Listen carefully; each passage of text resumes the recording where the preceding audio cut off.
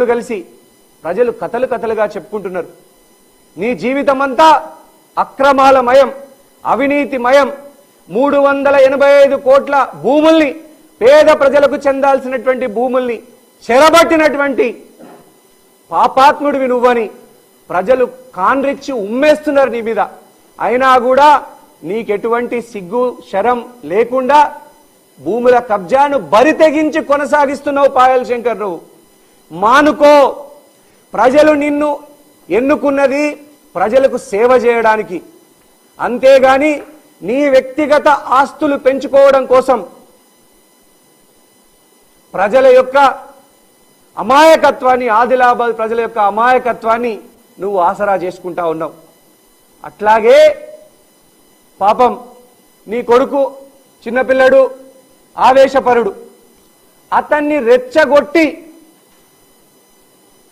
నీ కొడుకుని రెచ్చగొట్టి అధికారుల మీదకి దౌర్జన్యానికి పంపిస్తా ఉన్నావు. ఆ పిల్లగాడంటే చిన్నపిల్లడు, ఆవేశపరుడు, నువ్వే రెచ్చగొట్టి పంపిస్తున్నావు. ఆ పిల్లనికి నచ్చ చెప్పాల్సింది పోయి నువ్వే రెచ్చగొట్టి పంపిస్తా ఉన్నావు.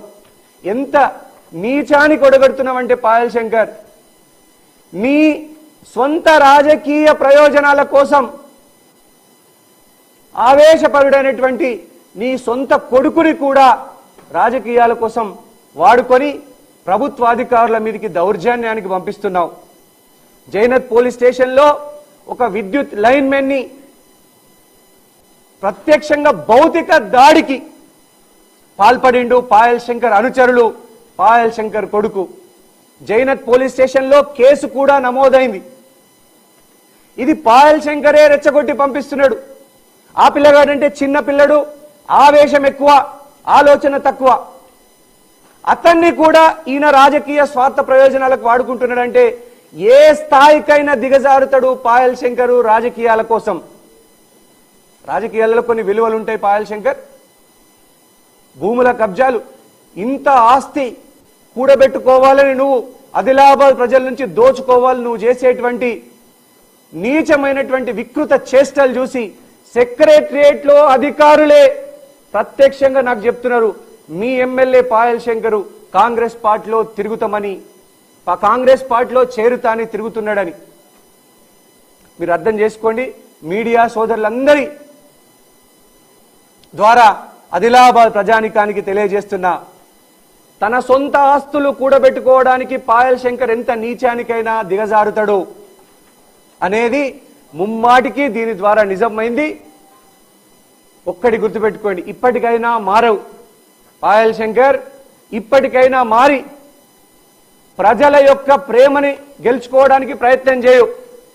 అంతే తప్ప నీ వ్యక్తిగత ఆస్తుల కోసం ప్రజల యొక్క ప్రయోజనాల్ని బలిపెట్టి అమాయకులైనటువంటి ఆదిలాబాద్ ప్రజల భూముల్ని గుంజుకుంటున్నావు. అసెంబ్లీలో బీసీ వాదం ఎత్తుకుంటావు. మా పార్టీ బీసీలకు నిఖార్సైన సేవ చేసే పార్టీ కాంగ్రెస్ పార్టీ. 42% రిజర్వేషన్లు బీసీలకే ఇవ్వాలని అసెంబ్లీ సాక్షిగా తీర్మానం చేసి పార్లమెంటుకు పంపించినటువంటి పార్టీ కాంగ్రెస్ పార్టీ.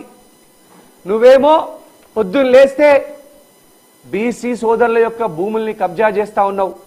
ఎస్సీల భూముల్ని గుంజుకుంటున్నాడు పాయల్ శంకర్, ఎస్టీల భూముల్ని గుంజుకుంటున్నాడు పాయల్ శంకర్, బీసీల భూముల్ని కూడా గుంజుకుంటున్నాడు పాయల్ శంకర్. ఇంకా నువ్వు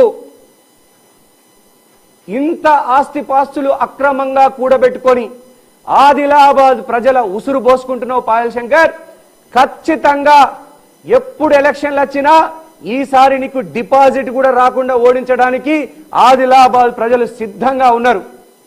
నీకేమాత్రం పౌరుషం ఉన్నా, ఏమాత్రం రోషం ఉన్నా కూడా నా సవాల్ని స్వీకరించి, ఏమాత్రం పౌరుషం ఉన్నా కూడా నా సవాల్ని స్వీకరించి రేపు 6 గంటల వరకు నాకు తెలియజేయు పాయల్ శంకర్. ఏ గుడిలో అయినా ప్రమాణం, తడిబట్టలతో ప్రమాణం చేయడానికి నేను సిద్ధం, నువ్వు కూడా సిద్ధంగా ఉండాలని మీడియా మిత్రుల ద్వారా నేను ఈ సందర్భంగా విజ్ఞప్తి చేస్తా ఉన్నా.